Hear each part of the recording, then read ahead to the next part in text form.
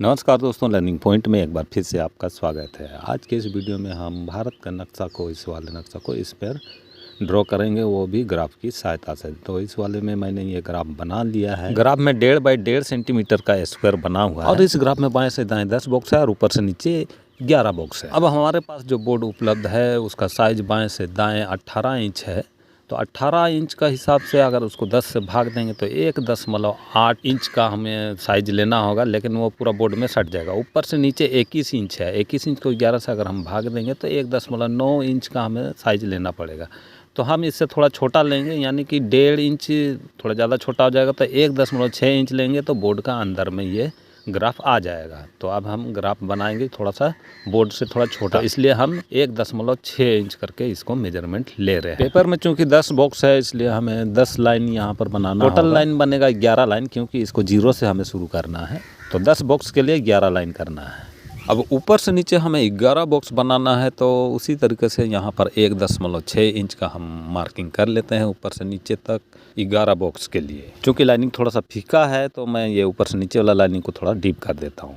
अब ऊपर वाले लास्ट मार्किंग के हिसाब से उतना ही लंबाई का नीचे में भी मार्किंग कर लेना है और इस पर भी एक लाइनिंग ऊपर से नीचे खींच देना है लास्ट पॉइंट से लेकर। अब बाईं और खड़ी लकीर के लास्ट पॉइंट के बराबर जो लंबाई है उस हिसाब से यहाँ पर भी मार्किंग कर लेना है इस खड़ी लकीर और दोनों पॉइंट को मिलाते हुए एक लकीर खींच देना है। तो इस तरह से हमारा बॉक्स तैयार हो जाता है। अब बॉक्स के बाकी बचे हिस्से, यानी कि दाहिनी और जो खड़ी लकीर है उस पर और नीचे वाला जो लाइनिंग है उस पर 1.6 इंच का मार्किंग कर देना। अब जब हम इन मार्क्स पर लाइनिंग करेंगे तो हमारा परफेक्ट जो ग्राफ है वो बनकर तैयार हो जाए। तो यहाँ पर एक बात का विशेष ध्यान रखना है कि पेपर में आपने जितना भी बॉक्स बनाया है बाएं से दाएं और ऊपर से नीचे, उस हिसाब से ही आप अपने बोर्ड पर या दीवार पर जहाँ पर भी आप काम करेंगे उस हिसाब से ही आपको बॉक्स बनाना। इस ग्राफ विधि से आप किसी भी फोटो को बड़ी ही आसानी से कितना भी बड़ा बना सकते हैं। सिर्फ नक्शा ही नहीं, किसी भी तरह का कोई भी फोटो हो उसको आप बड़ी ही आसानी से इस विधि से स्केच कर सकते हैं, चाहे वह आपका खुद का ही फोटो क्यों ना हो। अब इस पेपर में जैसे नंबरिंग है उसी तरह से इस पर भी नंबरिंग कर देंगे। तो 0 से लेकर हम 10 तक का नंबरिंग बाएं से दाएं करेंगे और ऊपर से नीचे 0 से लेकर के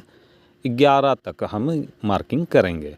और ऐसा ही मार्किंग हमें चारों ओर करना है ताकि हमें स्केचिंग के समय किसी भी तरह का दिक्कत ना हो। जब हम पिक्चर को बड़ा बनाते हैं तब ये नंबर हमें लाइनिंग को पहचानने में मदद करते हैं। तो इस तरह से हमारा ग्राफ बनकर यहाँ तैयार हो गया है। अब हम स्केचिंग का काम शुरू करेंगे। तो ऊपर में सबसे पहले इसका जो हेड है उसको बनाएंगे। तो यहाँ जिस बॉक्स में जो पोर्शन पड़ता है उसी को बनाना है और लाइनिंग को वो कितना कवर कर रहा है इस चीज़ को विशेष ध्यान रखना है। लाइनिंग का आधा से अधिक को कवर कर रहा है या कम कवर कर रहा है, कितने नंबर का जो लाइनिंग है उस किस तरीके का डिजाइन है वो चीज़ ध्यान में रखना है और नक्शा को ड्रॉ करते चल जाना है। तो ये जो ग्राफ बनाया गया है इसको परमानेंट नहीं बनाना है, इसको बाद में मिटाना भी पड़ता है। इसलिए ग्राफ के लाइनिंग को ऐसे बनाएं ताकि उसे बाद में मिटा सकें। ग्राफ की सहायता से आप स्केचिंग का शुरुआत कहीं से भी कर सकते हैं। जैसा कि मैंने ऊपर से शुरू किया, आप नीचे से भी कर सकते हैं, दाएं से बाएं से कहीं से भी शुरुआत कर सकते हैं। इसमें इस चीज़ का बेनिफिट मिलता है। यदि आपको लगता है कि ग्राफ की सहायता से कोई भी ड्राइंग बनाने में बहुत समय लगता है, तो यहाँ पर मैं ये कहना चाहूँगा कि जब भी आप किसी पिक्चर को बड़े साइज में बनाना चाहते हैं और एक बार में ही परफेक्ट स्केचिंग चाहते हैं तो आपको ग्राफ का सहायता लेना चाहिए। यहाँ पर आप देख सकते हैं अभी मैं 3 और 4 नंबर वाले बॉक्स पर हूँ और जो लास्ट बॉक्स है यानी कि 9-10 वाले बॉक्स में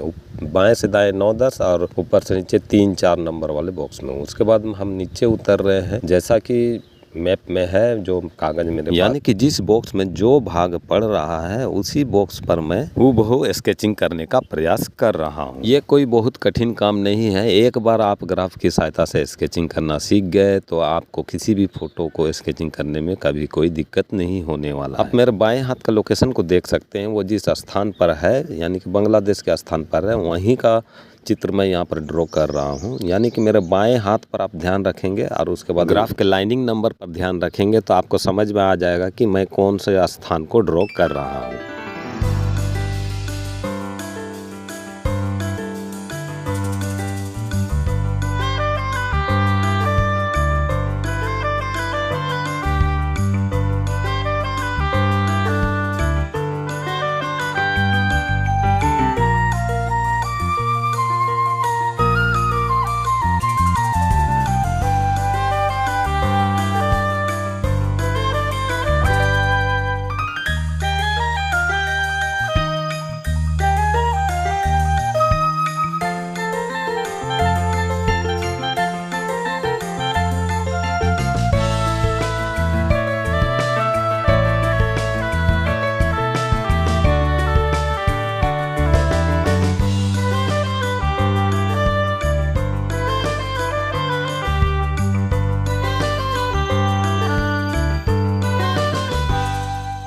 यहाँ पर आप उस बीटिंग एरो की मदद से अंदाज़ा लगा सकते हैं कि मैं कौन सा पोर्शन को ड्रॉ कर रहा हूँ, और आप ग्राफ का नंबरिंग को भी देख सकते हैं।